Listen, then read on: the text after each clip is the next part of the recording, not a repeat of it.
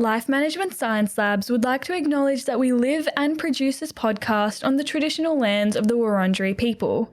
We'd also like to acknowledge the traditional owners of the lands of our listeners and our international colleagues. We'd like to pay our respects to their elders, past, present, and emerging.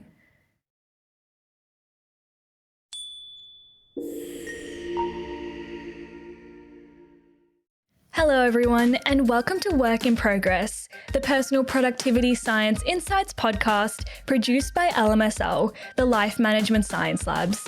We are champions of life management science, providing structured insights informed by science and inspired by practice on key aspects of conscious living. Each week, we bring you scientific and practical insights on each element with the expert knowledge of professionals in the field. I am your host, Joanna. Let's get started. Hello, everyone, and welcome back to the show. Today, we'll be looking into the topic of burnout, how it starts and what we can do to manage and prevent it with our expert, Shauna Moran. Shauna partners with organizations and leaders globally to transform team dynamics, foster resilience, and create cultures that support both well-being and high performance. As an internationally recognized expert in workplace well-being, burnout prevention, and leadership development, she focuses on empowering women and leading and fostering sustainable workplace well-being. In fact, her clients report a 60% reduction in stress levels while increasing their impact. So I'm excited to learn from Shauna's expertise today and have her on the show. So welcome, Shauna. Thank you, Sarah. It's so lovely to be here with you. So just to get us started, can you tell us a bit about your background, what your career has been thus far, and what got you interested in burnout? Yeah, it really wasn't a conscious decision that I made that I ended up here. Really, it was a series of events and personal experiences really that led me to where I am today. And my interest in burnout, I suppose, happened, as I was in the corporate world myself and growing in my leadership career, and just really curious as to how I could be at my best, perform at my best while also feeling at my best. And that was a real challenge for me because by the age of 28, I actually had experienced burnout 3 times in my career as a leader. So those are really challenging experiences to go through. Fast forward to starting my own business, working with clients in a consultancy, strategic advisory lens, and coaching. I could easily see that I actually wasn't alone in the challenges that I faced in my leadership journey. Many leaders that I worked with, many teams that I was exposed to, and organizations that I was helping at the time, I realized were also experiencing workplace stress. And this was really in the height of COVID, where that was that was a real challenge for organizations. And yet what I found time and time again is that not many organizations, if any, were actually really solving it. A lot of the talk around well-being, workplace well-being, and burnout prevention goes back onto the individual. And I really wanted to get into what drives workplace burnout and chronic stress in our work, and how do we create solutions around those root causes across our processes and our systems and our culture and our skill development of our people. So that's really where that work started. And I wrote a book on the topic in 2021. And then through that work, actually found out that it's women in leadership positions as a demographic who experience higher rates of burnout than any other demographic in the workplace. And that's where my passion for women leaders has always been there. But it was quite startling to see that research and to see that, we're doing so much work to get women to the top and to get women in leadership positions. How do we actually help them thrive in those positions, not just survive? So that's where a lot of my work with women in leadership comes in. Yeah, wow, that's really interesting. And I can totally understand that, women might get more burnt out, but it's interesting to hear that you found a very stark difference and obviously found a passion in that area. So that's lovely to hear. So that's a fantastic introduction to what we're going to talk about later. But before we do that, I want to get to know you a little bit more. So this is Have You Met Shauna? We've got a few little icebreaker questions for you. So first of all, what do you like to do in your spare time? In my spare time, I love to be outside in nature, hiking with my dog, golden retriever called Johnny, or swimming in the ocean or out in the garden, anything that's outside. And I love animals. I love spending time with horses, with dogs, just connecting with nature in general is my complete medicine. Yeah, that's beautiful. And is there a book or a movie that you've enjoyed recently? I'm currently listening to the audiobook The Science of Scaling by Dr. Benjamin Hardy, and I am absolutely obsessed with it. It is a really incredible book for people that are thinking about how they scale their business in a meaningful way. Interesting. And are you listening to any podcasts at the moment? For podcasts, I typically like to listen to like funny podcasts. So I'm Irish. I listen to a podcast with two Irish female comedians called Keep It Tight. And it's just a great way to decompress after the workday. Yeah, I actually majority of the time listen to comedy podcasts as well, so I understand. Do you have a role model? This could be either in your personal life or it could be a professional role model if you like. Yeah. I've had many role models over the years, people that are more in a famous role and people that aren't. So I think right now, people like Dan Sullivan, um, really entrepreneurs are real role models to me, how they create their own IP, their own systems, their own programs. I mean, I'm just completely fascinated by people that have created that legacy and done that over time. And that's why I love Dan Sullivan in that regard. Interesting. And finally, is there a course or a class that you've taken that has inspired you? Always. I love learning. It's one of my core values. And as someone in this work, I constantly need to be learning. I need to be developing new tools for myself, for my clients, and to keep top of my game. So I've been recently doing another coaching course in science, artistry, and systems.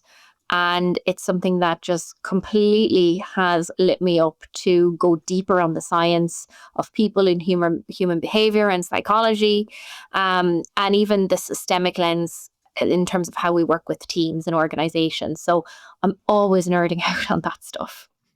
Yeah, that's fantastic to hear. It's great to hear that you love to continue to learn, and I do as well, so I get it. So we're now going to dive into our topic for today on burnout. So first of all, we're going to get through a few sort of definitions, just basic understanding questions for our podcast. So how would you define job burnout, I guess from a psychological standpoint, but also from a productivity standpoint? Yeah, so workplace burnout is when we've been exposed to chronic stressors for a long, prolonged period of time that are on the job, that are in our workplaces. So that's really what burnout is. And the terminology is important because oftentimes I hear people say, oh, I've had a really hard week, I'm totally burnt out. And, we don't burn out, we don't experience burnout, we experience stress or heightened stress. But we don't burn out after a week, after a month. It happens over time. And the workplace burnout, like we can burn out for so many different reasons, not just in our workplace. But for me, my fascination is on creating healthier, sustainable workplaces where people can truly achieve amazing things and do it without the cost of their health and their well-being.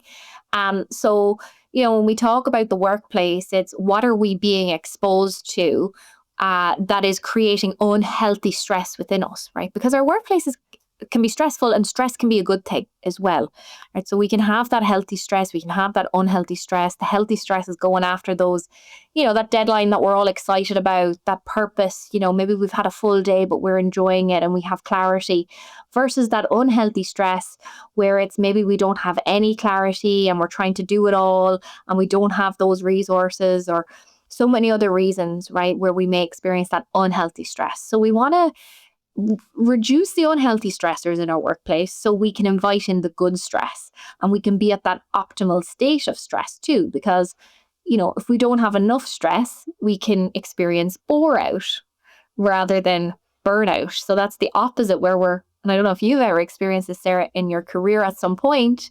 I know I definitely have when I was younger, and various jobs I had where you're watching the clock go by, and within that it creates a stress and unsettled feeling, and that can even be a source of chronic stress over a long period of time, is that bore out piece. But again, we want to raise that healthy stress so that we are increasing that performance and we are increasing that tension to a certain level. And we want to keep at that optimal state. 'Cause if we keep increasing that tension, that's where we can fall from the optimal state into that fatigue, which is normal. But if we keep falling into that fatigue over and over and over again, that's where we start to move into that burnout cycle. So, there's a lot to kind of understand about it. And, everybody is different. Every workplace is different. And it can somewhat be a complex topic. Yeah, definitely. I had not heard of bore out before, but now that you've mentioned it, I feel like I probably have experienced that actually. It's very interesting. I was thinking about when I was in university and taking classes that were either just like a little bit too easy or completely unrelated or like not interesting to me.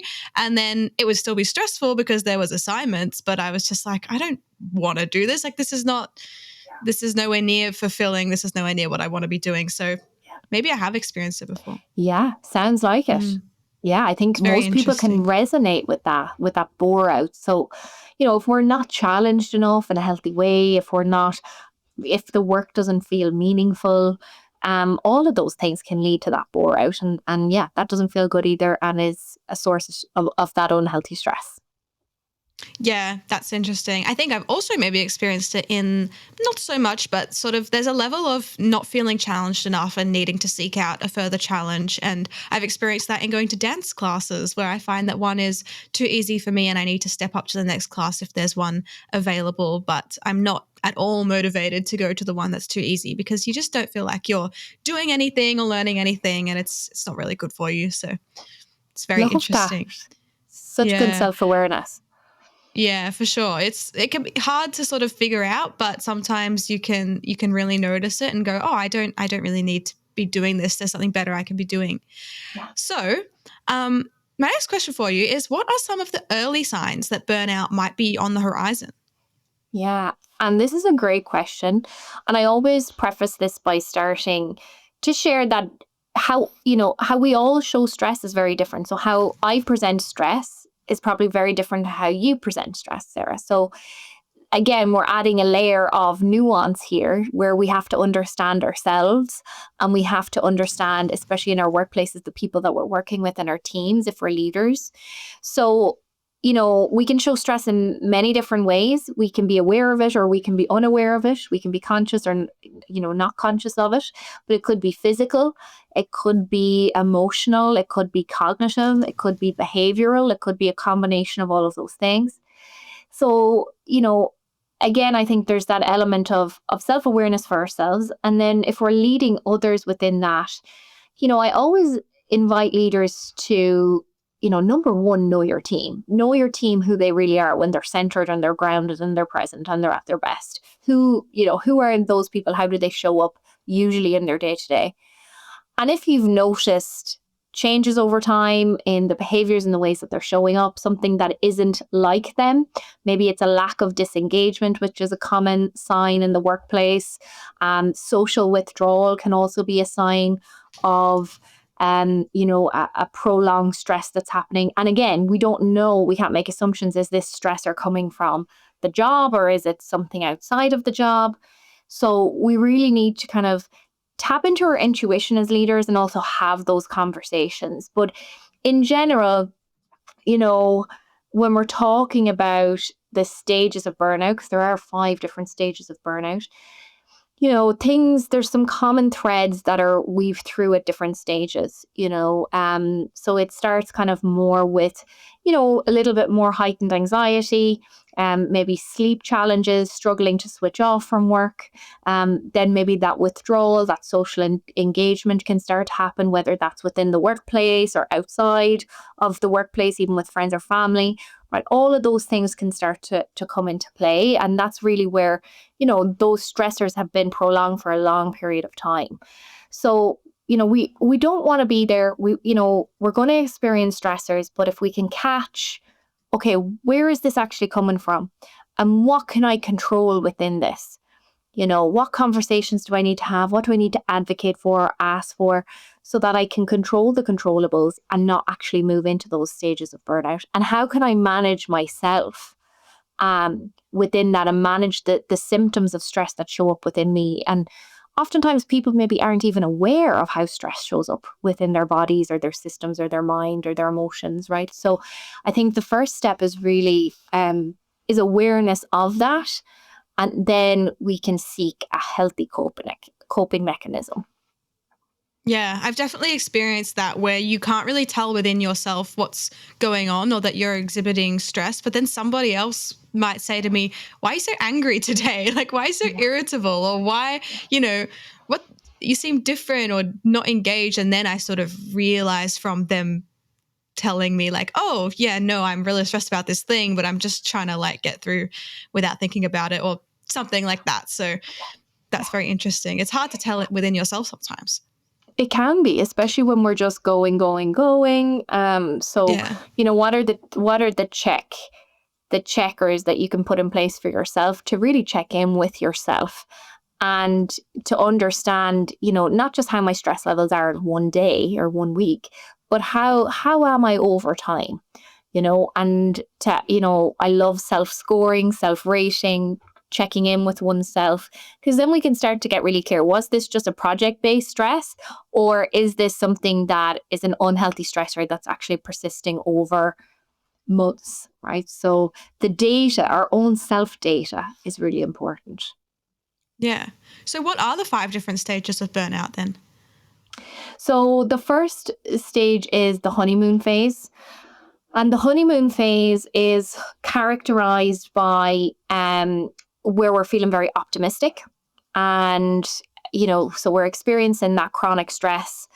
And what happens is, we say, oh, it's okay. I'm going to go to the gym. I'm going to figure this out. I'm going to put a plan in place and do my best, and everything is going to be okay. And great. Sometimes that works. And sometimes if the stressor is coming from something, that maybe we can't fully control, like our boss or a certain process or a certain, aspect of our company's culture, then we'll move into the second stage, which is the onset of stress.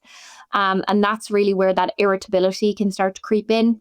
And not just an irritable day, but irritability over time. It's like, oh gosh, okay, I've been irritable now for 6 months, right? So it's, over time. And that's where things like, stagnation can come in, some sleep changes can come in.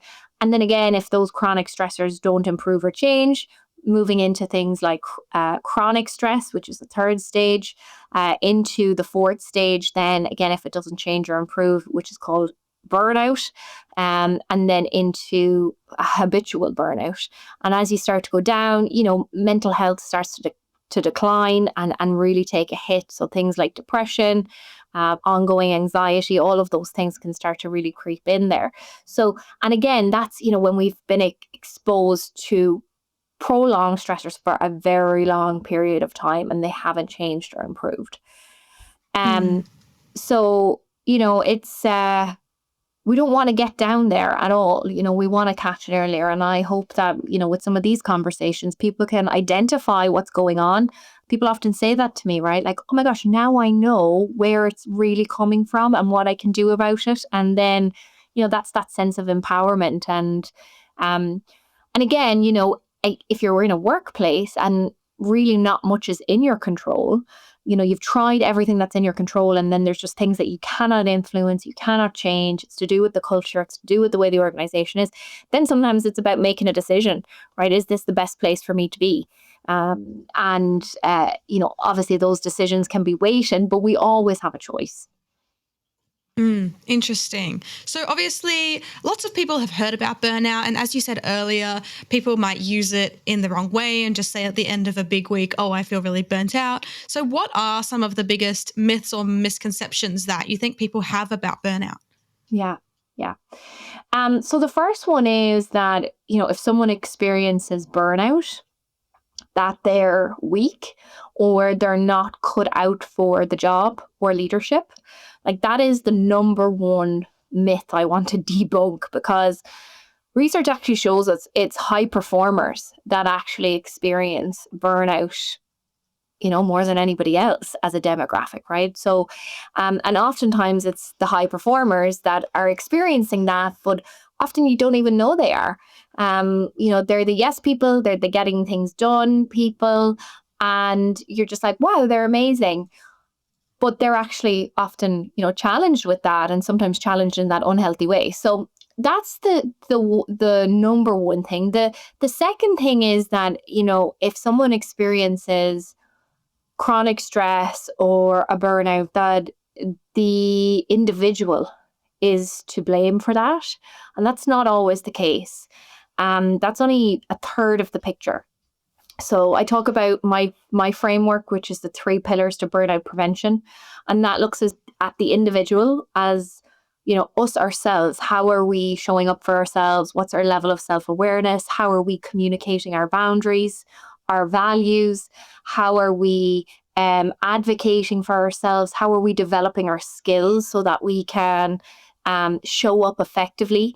All of those things to do with self is really important. Like, how are we managing ourselves? And that's a lifelong commitment that we really have to make to ourselves. But we can be doing everything right as an individual, and we can still experience workplace burnout. And that's because the second pillar is the leader. The person that we report to, the leader, or the leader that we are, because I'm sure people listening to this will be leading teams as well. You have such a high degree of influence over whether or not your team are going to experience unhealthy stress or healthy stress. So, your processes, your systems, your skills, the type of trust that you're building with your team, that's all really, really important in creating a sustainable team. And yet there's still a third pillar, because you can be doing everything right as an individual. You can have the best leader in the world who's doing everything. And yet systemically, the third pillar, the systemic system of the organization, is really important. If we have, the best example I always share is, we can be doing everything right ourselves. We can have the best team in the world, but we have a culture that really promotes back-to-back meetings. And everyone's calendars are just inundated all the time. There's no time for deep work. There's no time for rest, replenishment, lunch breaks. That's a chronic source of stress for everyone, right? So that's a systemic loop that's happening within the organization that's creating those chronic stressors. So those are the 3 pillars. And when I present those 3 pillars, it debunks the myth that burnout and workplace burnout is the fault of the individual, or they're not strong enough.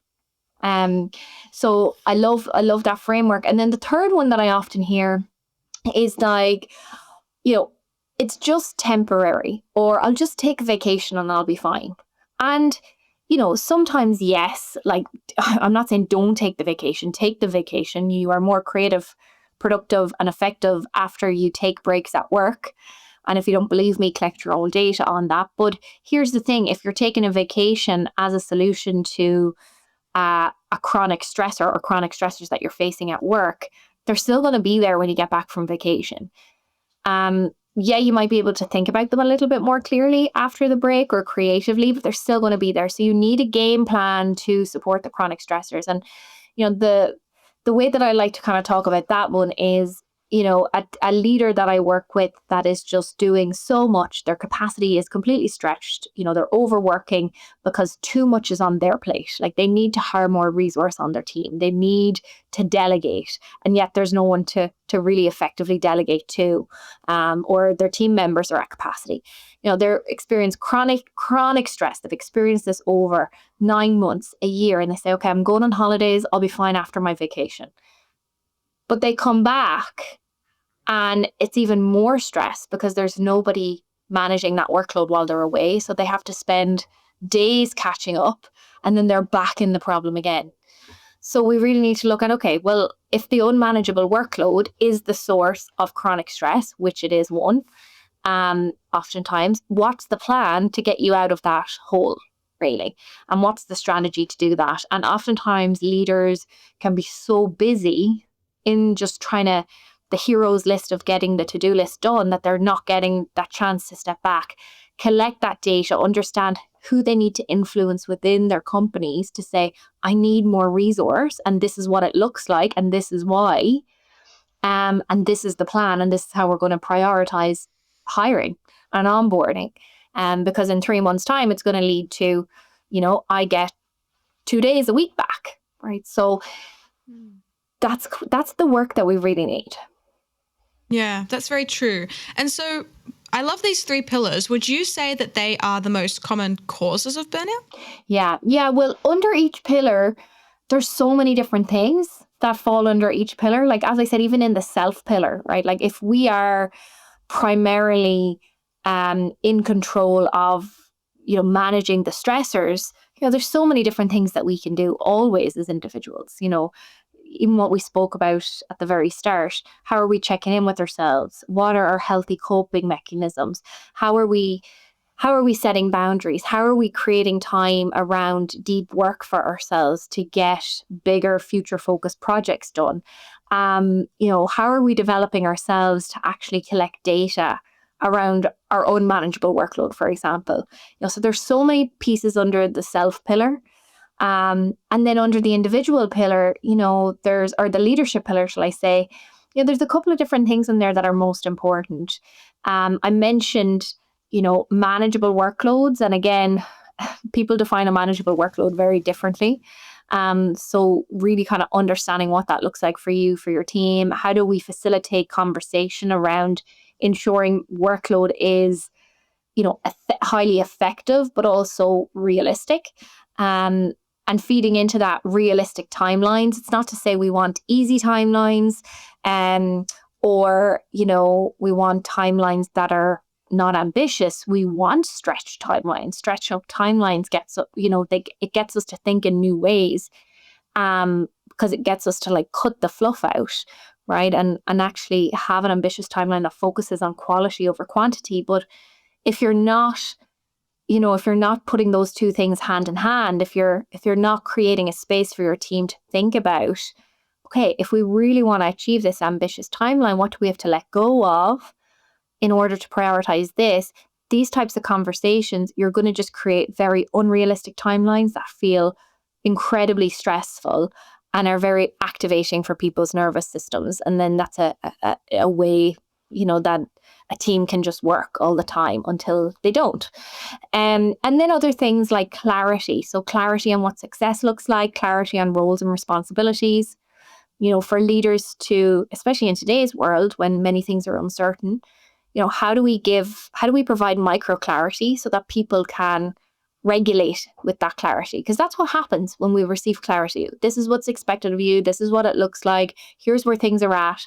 Oh, okay, cool. Now I know what's expected, right? If it's the worst thing ever when you don't have role clarity. I've been there as a leader, working under a CEO, that I never, ever, ever had that clarity. I didn't need to be told what to do, but I needed alignment on what was really expected, because it kept changing. And it's very, very hard to feel good when you're under that. It's a source of chronic stress.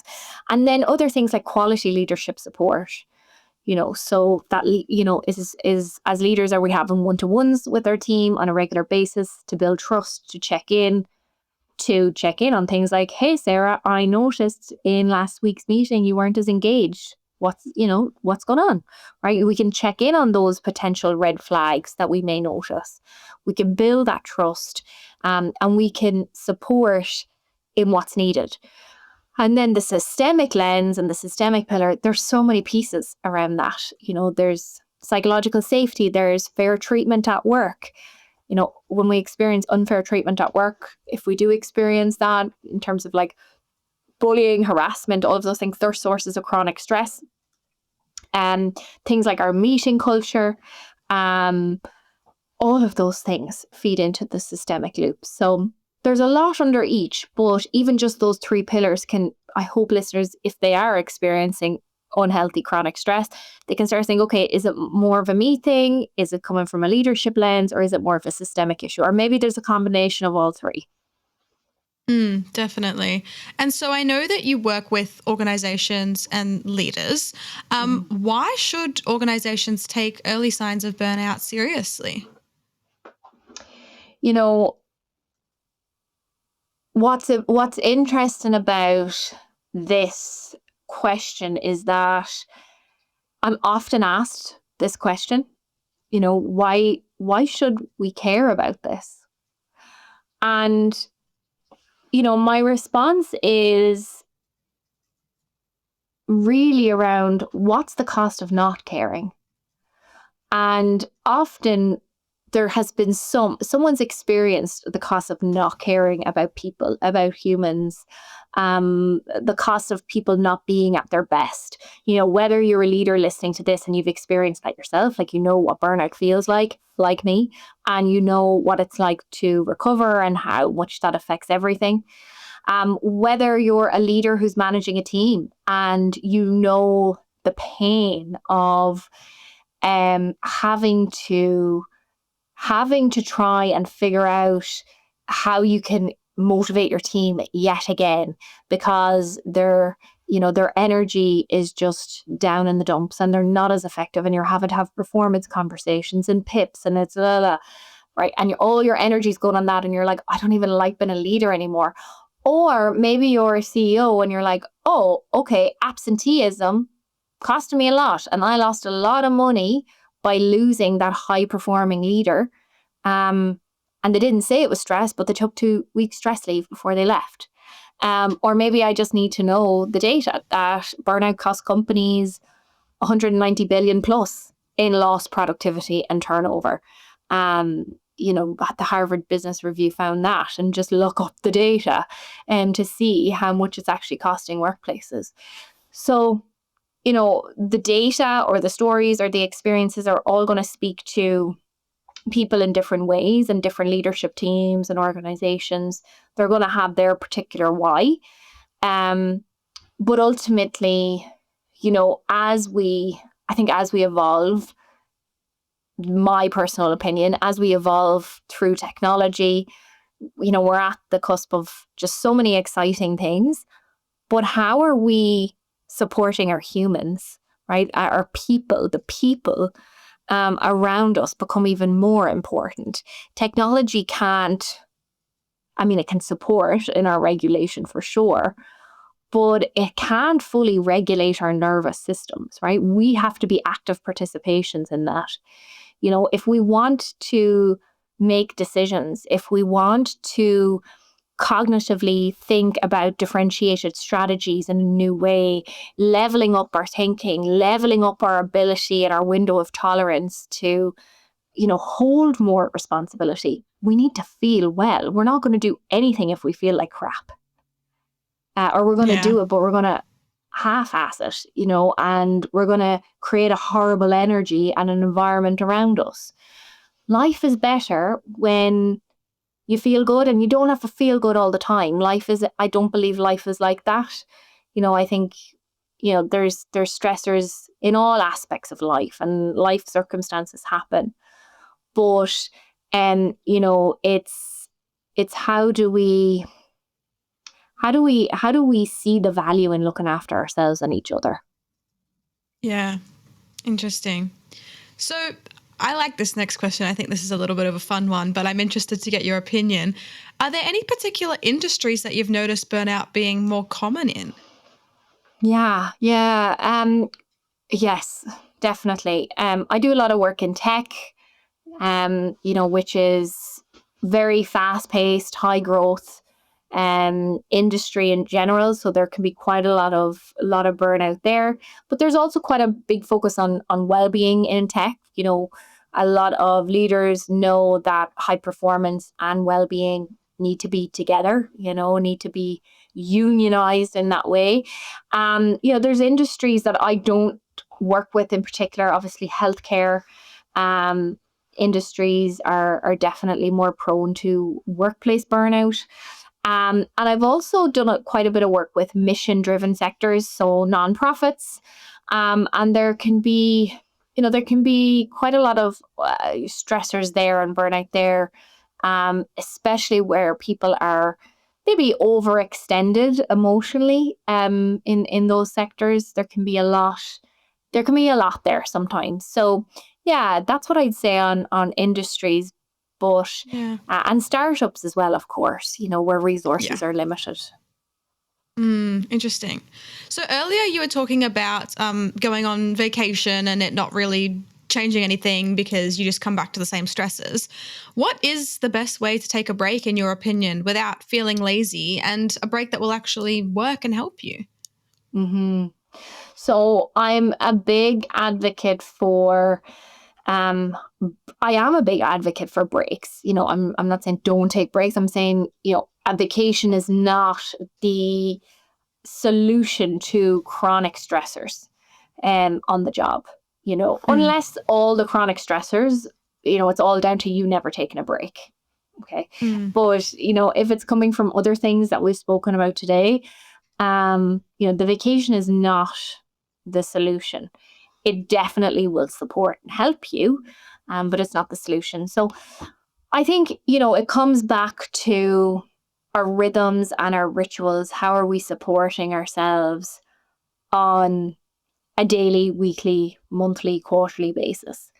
And, how I support myself is going to look different to how you support yourself. What I need is different to what you need. So it's really been able to kind of tap into those elements and understanding, like, really, if you were to just ask yourself now, like, what do I ultimately need to be at my best every day? And really answer that honestly. When I answer that question honestly, I can say less calls, like less calls, more deep work time. I try and take an hour and a half of a lunch break every day. And I'm not just chilling out. Like I'm having my lunch, eat. I'm walking the dog and I'm refreshing myself before I go back for calls in the afternoon. I also don't take calls every day. The Mondays and Fridays, I do not take calls. I will not take calls on a Monday and Friday. Those are my days for deep work, for thinking. If I need to rest a little bit more on those days, I'll do that. So I've learned that about myself over the years. I'm still learning about myself, Sarah. I think it's a journey that we're all on. We're just learning more and more and more about ourselves and each other as we get older and wiser. But I also give myself permission for those things. So I think what really ultimately gives you a state of relief. That's the answer. Self-care is anything that you do that makes you feel more like you.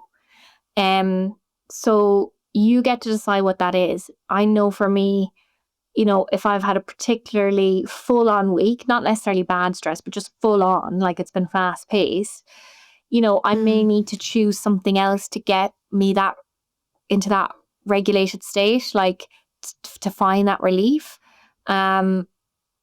versus how I might choose to do that at the end of every day, right? So again, just intentionality. That's all it is. Are we being intentional? Are we being conscious? What do I need right now? What do I need this evening? What do I need today? How am I feeling? That's it. Yeah. I love what you said about having, maybe a longer lunch break than what some people would consider normal, but you're going out and doing other things that you maybe have woken up that morning and been like, I need to do this for myself today, but I'm going to have to fit it around work somehow because I need to tidy my space so that I can feel decluttered in my mind as well, or I need to walk the dog or whatever, and getting fresh air is really helpful as well.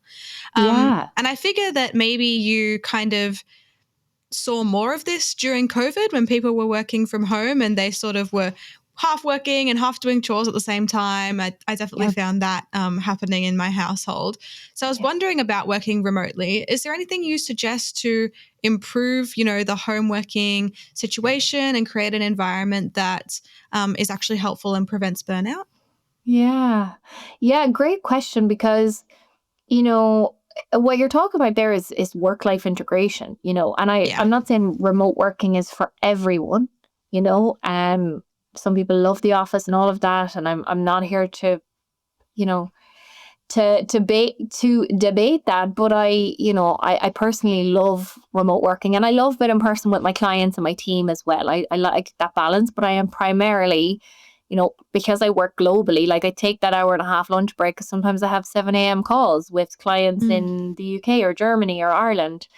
So, you know, I really spend time planning my week and being very, very intentional about my week, and knowing that, oh, okay, that's not a priority call, and I could do with moving that so I can have more energy for the high priority things, or I need some deep work. So I will move my calendar around. I will block that time out.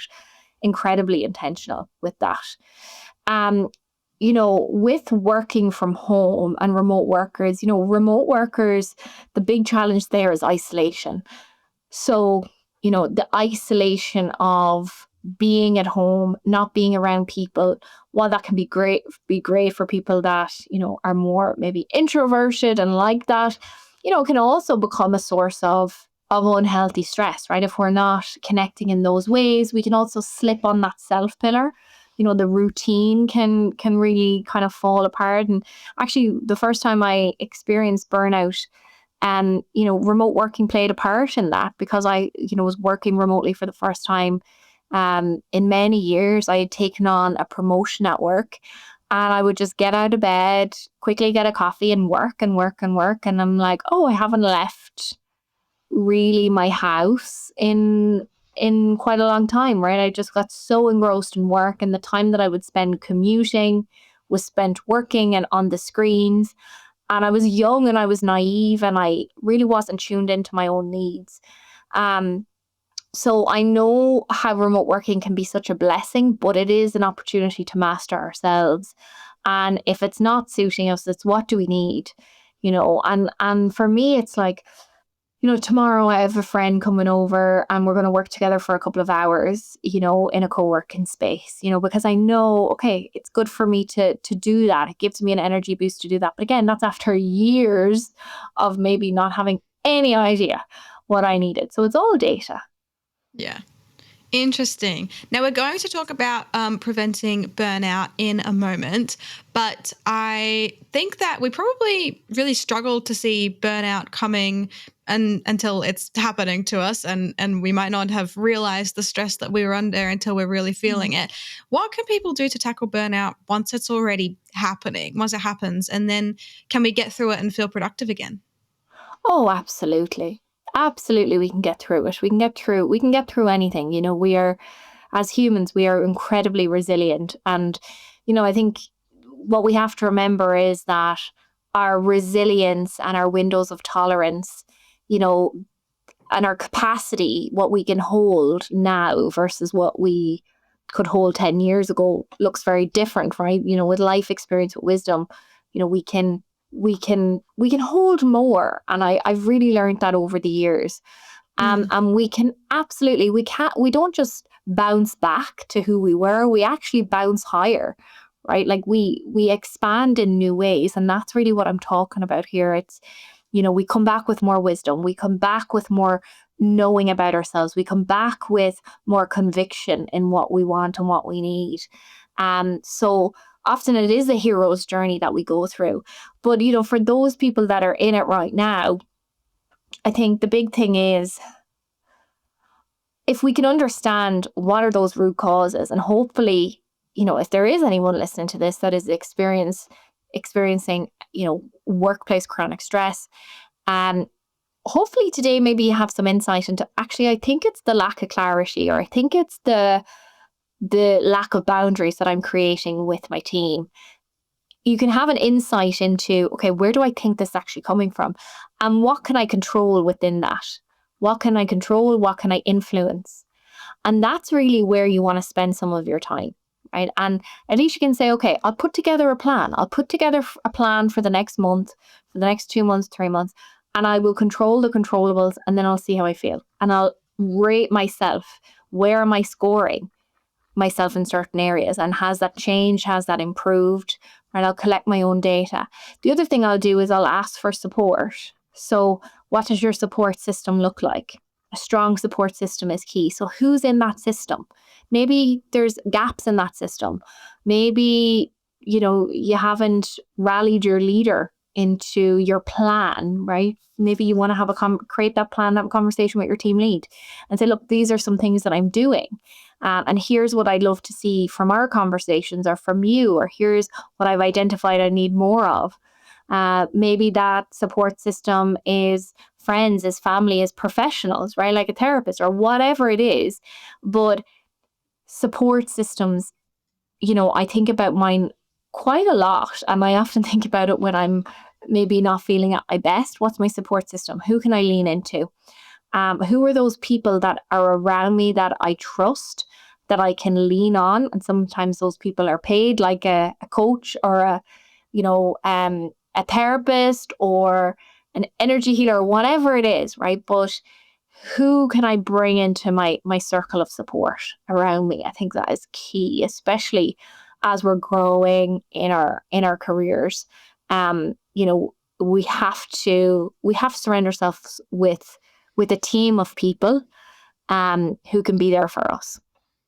I guess when you're talking about controlling what you can and scoring yourself and sort of seeing how you go, is it like kind of about, if you're in really deep stress and you don't really know what's making you feel that because you go to work and you're stressed, you go home and there's still things you need to do and you're stressed, maybe it's kind of about like throwing things at the wall and seeing what sticks, like trying one thing at a time that you can control and seeing what makes you feel that relief that you talked about earlier. Yeah, absolutely. Could be. It's not about doing everything at once, but what could I try? And then what can I measure? And again, I think, where can I get clarity? If I don't have clarity, where can I get that clarity? What conversations can I have where I can get that clarity? What reflection can I do? Can I understand when when I started to feel this way in my work? What was it that led to this change in my state? Was it when your team member left and you took on their role, for example, right? So, or you took on 50% of their workload and nobody's been replaced yet, right? So sometimes it's right there, but we don't see it sometimes when we're just in survival mode. So can we take a step back and look at that, or maybe we need help to actually see that? And that's what I do so much with leaders, is helping them zoom out, because sometimes we're just so zoomed in we can't see the wood for the trees. Yeah. So I'd like to move on now to a really key question this is part of our practices and habits section. Is there a habit or maybe some strategies that you would recommend practicing to prevent burnout before it kind of hits too hard? Yes. So strategies to prevent burnout. There's so many strategies that I would recommend. And I think I would invite everyone to find one thing that gives them a sense of relief, like gives them that exhale, that like whatever that is, find that thing. If you don't know what that is, well, it's time to experiment and see what actually resonates for you.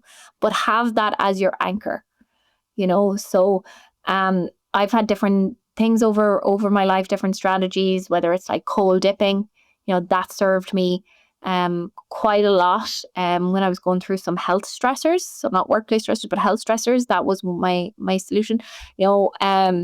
Sometimes it's dancing. I know you dance, right? Sometimes that's the practice that supports. Sometimes it's just walking barefoot in the grass and just breathing. It's always that, actually, but find that one practice for yourself. And then if you are finding you are stressed in your work, it's understanding what can you do to make that temporary. And, as we grow in our careers, and especially because I work with leaders in their leadership journey, they take on more responsibility as they grow. And with that responsibility, they can also take on more stress, right? So looking at what, through your growth journey, what needs to be delegated, what needs to be handed over, what strategy needs to be created so that you're not constricted and weighed down with so much to do all the time, right? So there's a strategic lens to that as well, to really prevent that on your journey as a leader in your work. Yeah, I think that's so interesting. I think everybody's different with what makes them really feel like they're doing something for themselves and supporting their own stress and mental health. And for me, yeah, dancing, like you said, is one of them. I feel like if I haven't gone to a dance class for a week or two, I go, oh, no, there's something wrong. Like I'm supposed to have done that because I know it makes me feel good. So yeah, that's really interesting, and just kind of finding what sticks, I guess.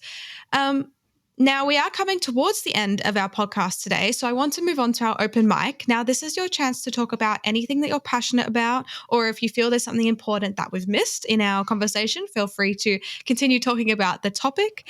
Yeah, the floor is yours. Thought I was going to have to sing there for a minute. Oh, we've covered so much. We really have covered so much. I don't know if there's anything left to really say. I feel like, yeah, we've covered everything. The only thing I would probably, add is don't forget to breathe. Yeah, our breath is so important. And, I'm a breathwork facilitator as well, because I love what our breath can do for our well-being and our nervous system. And, even as you're listening to this, I would invite you to just breathe. Take a couple of extra deeper breaths. Take the deeper breath that you have all day and really connect with your breath in that way. It can bring us such presence and centeredness just by simply breathing more consciously. Yeah. That's great advice. Well, speaking of great advice, if our listeners are interested in hearing more of your advice and more about who you are and what you do, where should they go? So they can go to my website. It's www.shaunamoran.com. That's Moran. And they can find me on LinkedIn as well. I'm there, Shauna Moran. And reach out there. Two best places. Absolutely. Perfect. Well, thank you so much for sharing your expertise with us today. I've certainly learnt a lot from you, and we really, really appreciate your time. So thank you for being on the show. Thanks for having me, Sarah. It's been lovely. Absolutely. And to our audience, I hope you've learnt just as much as me. Thank you for tuning in, and we'll see you in the next one. You have been listening to Work in Progress, the Personal Productivity Science Insights podcast produced by the Life Management Science Labs. Listen to episodes from LMSL's 10 Life Management Perspectives on Apple Podcasts, Google Podcasts, Spotify, YouTube, or other podcasting apps on your smartphone. If you enjoyed this episode, please consider rating our show, sharing it, and subscribing to our channel, as it helps other people find it and us grow to bring you more quality resources. More of our work can be found on our website, pp.lmsl.net, where you can join our movement. I'm Joanna. Thanks for tuning in.